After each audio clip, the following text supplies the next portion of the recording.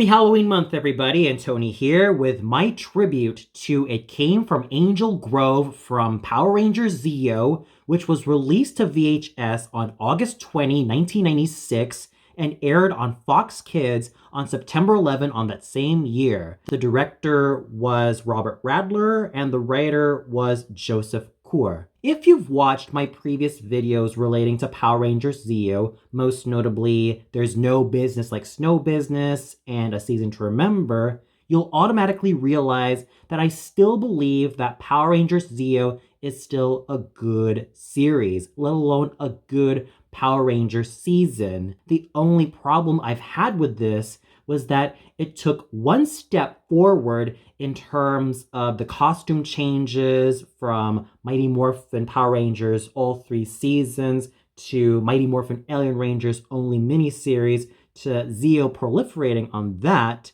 but also taking a couple of steps backwards in terms of some of the characters' motivations and some of the development given.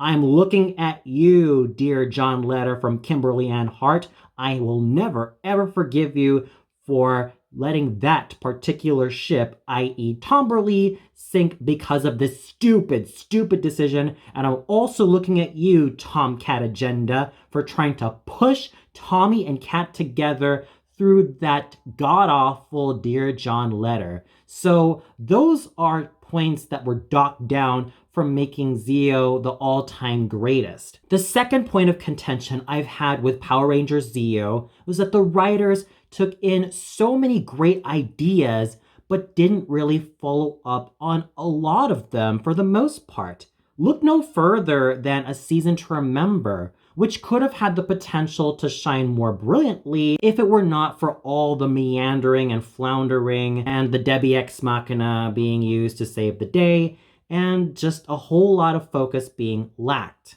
And ladies and gentlemen, please do not mistake whatever criticisms I've had with Power Rangers Zeo as me not liking this particular season. In fact, there were some episodes that I've considered to be the all-time greatest, and It Came from Angel Grove is an episode I would easily consider to be one of the show's best. Yes, it may not hold a candle to King for a Day or any of the episodes with the Gold Ranger, especially when it comes to the OG Gold Ranger, Tray of Triforia, and Jason Lee Scott, the OG Red Ranger from Mighty Morphin Power Rangers, becoming the second Gold Ranger. In fact, there were even some episodes that I continue to love from Power Rangers Zeo, such as Good as Gold, and even Another Song and Dance, and Sing Sung Yellow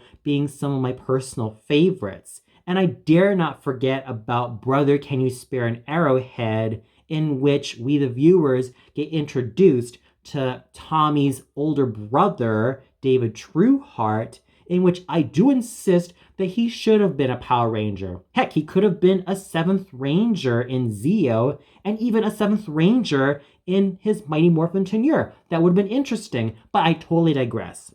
Zeo still has its shining moments, and It Came from Angel Grove is one of them. It may not be the all-time greatest, such as any of the episodes starring the Gold Ranger, or even the show's finale, Good as Gold, or even King for a Day, but it still shines so brilliantly in terms of its literary references, film references, and the great amount of fun that I managed to have with this particular Halloween episode, let alone special. And speaking as someone who has done my bachelor's in English as my major subject and musicology as my minor, and also finished my master's degree in American Studies, as well as someone who is proud to call myself a huge literary and pop culture fan, I still consider this episode to be brilliant, awesome, and truly legendary in its own special way. So I definitely salute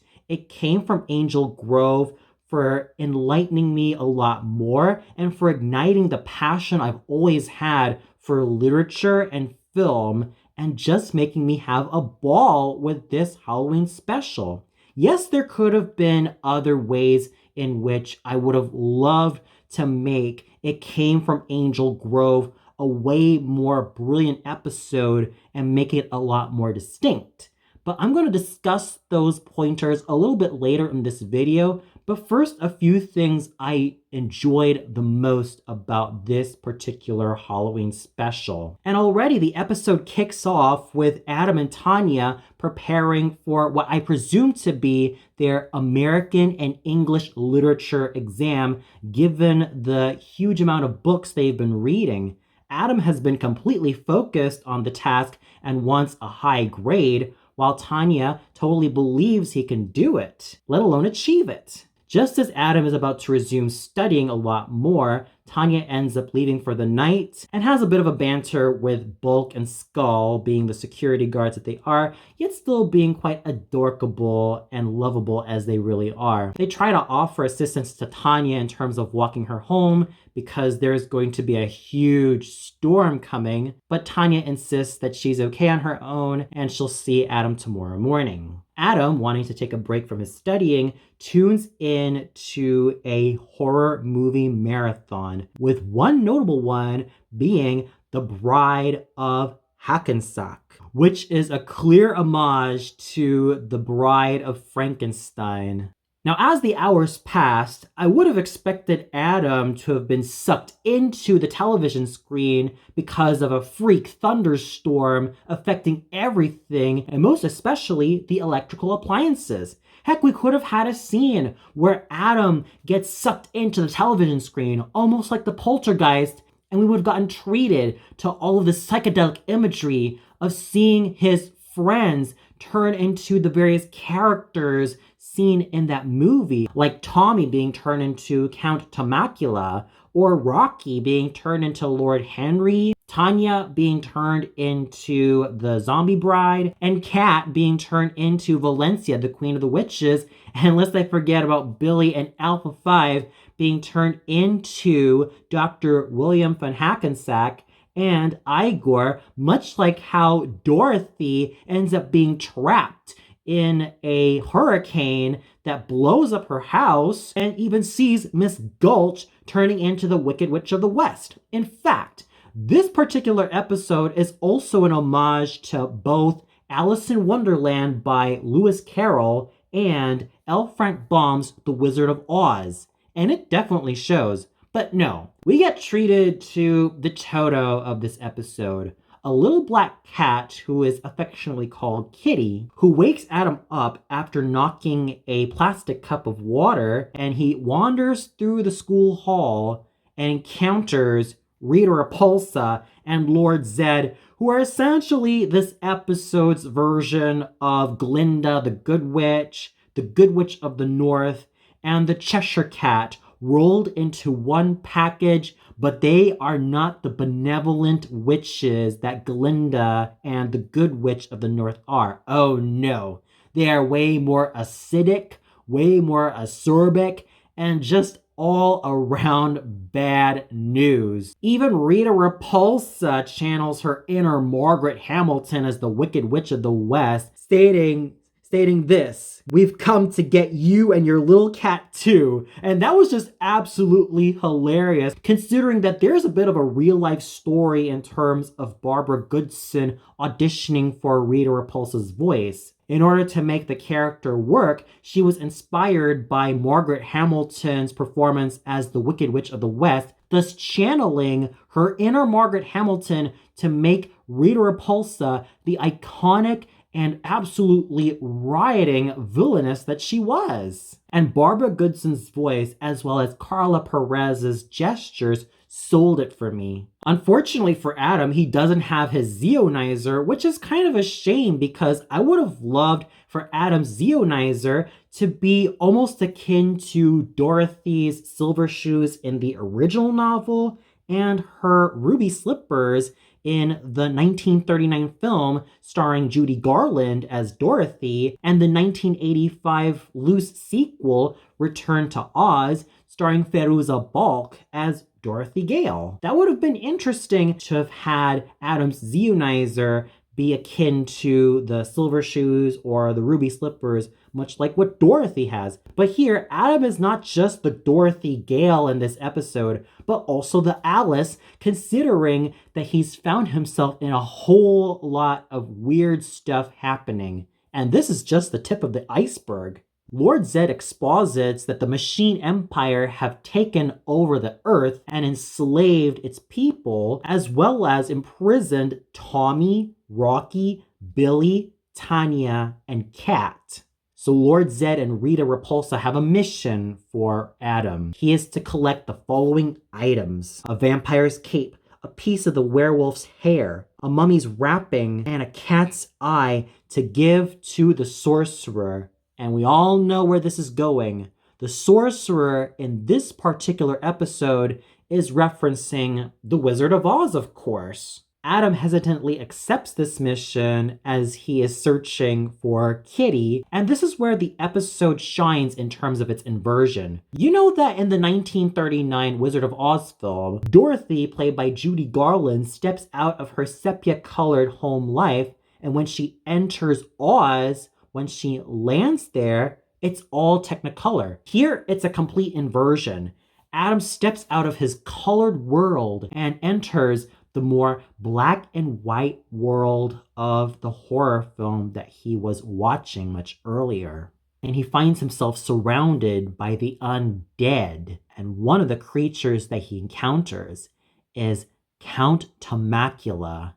Basically Tommy's version of Bram Stoker's Count Dracula. Now, this is one of the first instances where I would have loved to make this almost akin to the Wizard of Oz. The goal I would have loved to have Temecula to accompany Adam as the Dorothy is to have eternal life and live for many, many years without having to worry about being destroyed by either the sunlight or garlic. That would have been really cool, and it would have made Temecula almost akin to a cross between the Scarecrow and the Lion, but without being so cowardly. We're also treated to King Mondo and Queen Machina, who are in this episode pretty much a cross between the Wicked Witch of the West, Princess Mombi from Return to Oz in Queen Machina's case, the Gnome King in King Mondo's case, and the Queen of Hearts in both King Mondo's and Queen Machina's case, taunting Adam and unleashing their cogs to fight against him. So Adam makes like TikTok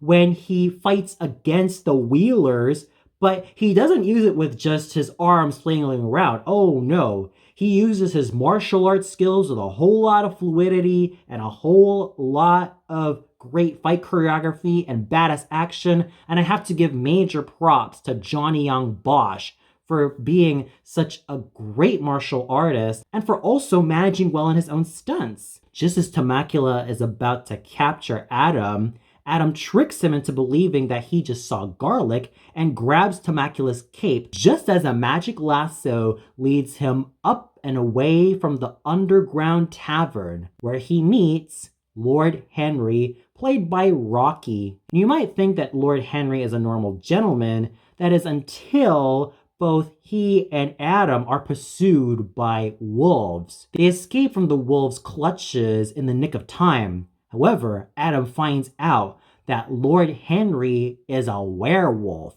given his convulsion and his want to attack the hapless Adam. Now, this is where I would have loved to add in that Lord Henry could have been the answer to Cowardly Lion. Instead of wanting just courage, we could have wanted Lord Henry to be more normal and walk among normal ladies and gentlemen, just like every civilized person should do in the Victorian era.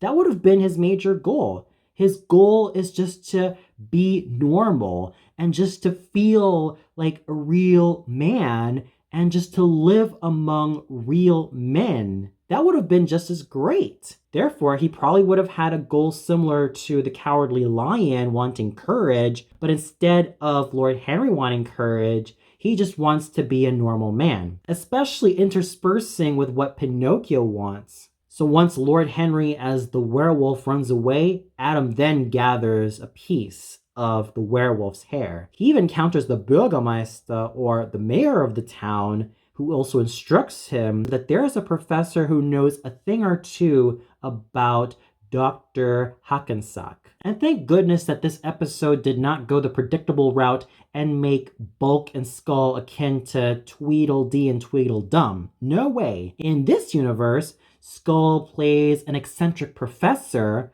while Bulk ends up being the mummy. The professor even ends up introducing Adam to a spell that he tried to use to wake up said mummy, but it ended up working. A chase scene ensues, and Adam finally gets a clever idea. First, he fights him off, and then he ends up unraveling that wrapping off of the mummy and locking him back in the cage. He is then led to the next room, and the next room happens to be the quarters of Dr. Hackensack and his assistant Igor. Clearly an homage to Dr. Frankenstein and Igor, the more Hollywood-ish version of Mary Shelley's Frankenstein. And his latest creation has come to life in the form of a zombie bride played by Tanya. And this is also where I have to make another literary annotation. It's not just the film The Bride of Frankenstein that this episode references, but if you've also been aware of the robot girls in literature, you'll also realize that Dr. Hackensack is kind of similar to Spallanzani, and the zombie bride is quite similar to Olympia from Ernest Theodor Amadeus Hoffmann's story Der Sandmann, or The Sandman, but instead of Olympia just saying and barely speaking a word at all, or in the opera Offenbach's Le Conte of Man, in which Olympia just says oui, or yes, after singing her lovely aria, Les Oiseaux de la Chamille. The zombie bride, played by Tanya, ends up laughing and screaming like a madwoman. And what would have been a goal for the zombie bride is to have the gift of speech, and even have Dr. William Hackensack be like her interpreter in whatever she's feeling and everything she tries to communicate through her mad laughs, her yelling and screaming and sobbing, and everything that she does hysterically. Those would have been translated by Dr. William Hackensack and Igor, and even make her an interesting counterpart to the Tin Man, where instead of wanting a heart, she wants the gift of speech. She wants to express herself a lot more clearly and communicate with other people way more clearly and way more accurately. But that's kind of short-lived, as the next and final monster ends up taking form. And instead of this episode's Toto from The Wizard of Oz or Dinah from Alice in Wonderland making Adam be introduced to the next monster, it ends up being transformed into Valencia, the Queen of the Witches. And here we have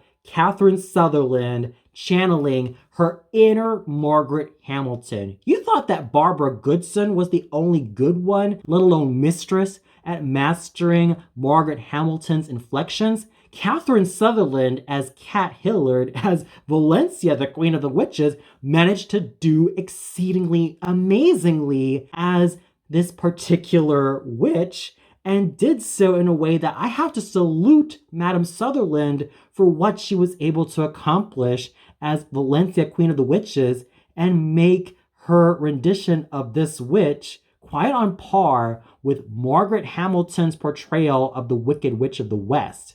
And what would have been a goal for Valencia is to acquire beauty and even be the most beautiful witch that the world has ever seen. Where the Scarecrow wants a brain, Valencia just wants to be beautiful. She wants to be attractive. She wants to be loved by any man she meets. And speaking of Margaret Hamilton as the Wicked Witch of the West, once Adam spots the cat's eye pendant on Valencia, he ends up grabbing it, and Valencia ends up melting. And what I'm missing from her is her screaming, I'm melting, what a world, what a world. After that, all 5 of his friends are rescued, but are in chambers, and everything is back to color again. And we get introduced to this episode's version of The Wizard of Oz, Zordonicus, played by Zordon. And Adam, being the Dorothy Gale that he was, shows Zordonicus all the items that he's gathered. But it's not enough. he must choose one of his friends to save the world from Drillmaster. Adam inadvertently chooses Tommy because he was trying to think what he would do. So Tommy, being the only ranger morphed, ends up battling against Drillmaster and one of the cogs operating one of his machines. And any highlight with Tommy Oliver is absolutely legendary. Yes, he may be overrated as a Power Rangers character, but it's totally great seeing Tommy morphed as the Red Zeo Ranger exude strength, exude fortitude, and exude a lot of physical toughness to battle against those monsters and win with everything that he's got.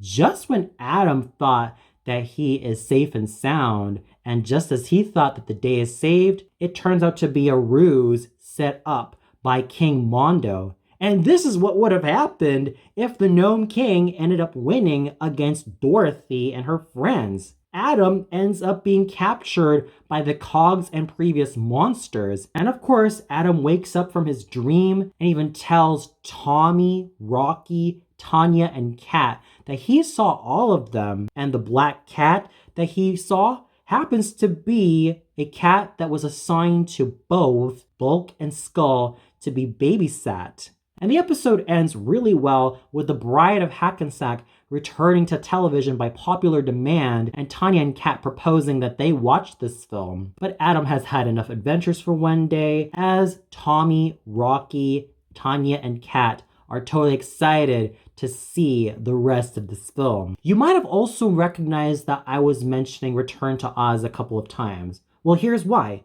Number one, I love this film so much. I truly love and cherish this film so darn much because of how it was able to keep up with the more terrifying aspects of L. Frank Baum's Oz series and do so in such a magnificent way. Not to mention the performances done by the likes of Fairuza Balk as Dorothy and Jean Marsh as Princess Mombi are absolutely brilliant. In fact, I would have even proposed that It Came from Angel Grove should have also taken notes from Return to Oz and make this a 1-hour special like it was originally released to VHS. That would have been just as great. You could have had Adam be fully committed to playing the Dorothy part and even have Queen Machina akin to Princess Mombi, and maybe have Temacula, Lord Henry, Dr. Frankensack, Igor, the Zombie Bride, and Valencia almost akin to Jack Pumpkinhead,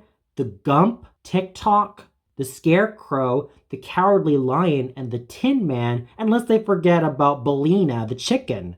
That would have been just as amazing to have had Adam and his friends almost as if though they stepped out of their own version of The Wizard of Oz or Return to Oz and do so in such a magnificent way. Because those horror aspects of Return to Oz, whether it be Dorothy being terrified of Mombi's original head, or even the Gnome King himself and his goons, as well as those Wheelers, that would have been just as amazing and would have made It Came from Angel Grove a whole lot scarier. If you want to dial it back a bit, this episode could have just been fully committed to L. Frank Baum's The Wizard of Oz, or even be a more badass version of the 1939 Wizard of Oz film, with obviously Adam as Dorothy, Tommy as Temacula, adapting mostly from the Cowardly Lion and the Scarecrow, Rocky as Lord Henry, mostly based on the Cowardly Lion, Billy as Dr. Frankensack,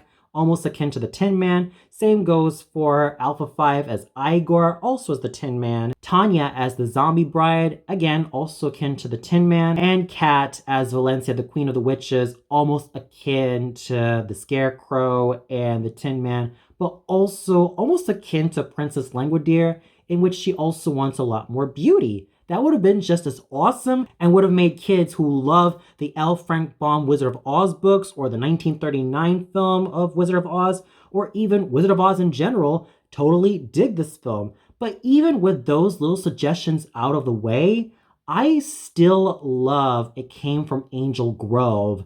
The literary and popular culture geek in me just made me scream for joy every time I saw these characters just come to life and do so with a lot of brilliance.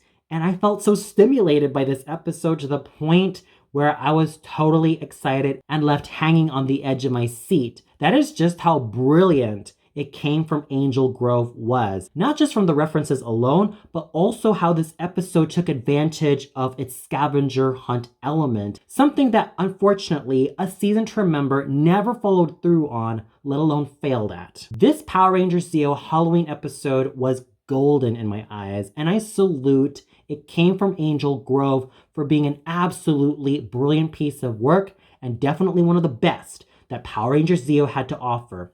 And for those of you who caught It Came from Angel Grove, whether you caught it as a kid when you were watching this on Fox Kids, or whether you watched it as an adult, let alone rewatched it, what'd you think of it? Did you feel like the references found in It Came from Angel Grove were absolutely brilliant? Did you also recognize the parallels that it had with The Wizard of Oz and Alice in Wonderland? Did you also feel like it was more of Wizard of Oz or Alice in Wonderland? And would you have loved for this episode to have gone more in the Wizard of Oz direction, whether it be based on the 1939 film or the 1985 film Return to Oz, or a lot of the books written by L. Frank Baum? Or did you feel like this episode was underwhelming and not really to your tastes? Please let me know in the comments below. Well, that's it for my tribute to It Came from Angel Grove and why I love this Power Rangers Zeo Halloween episode so much. Tune in tomorrow for my review of Wagner's Tristan und Isolde at the Deutsche Oper Berlin, starring Tarek Nazmi as King Marke. So until then, good night everybody, happy Halloween month, and may the power protect you.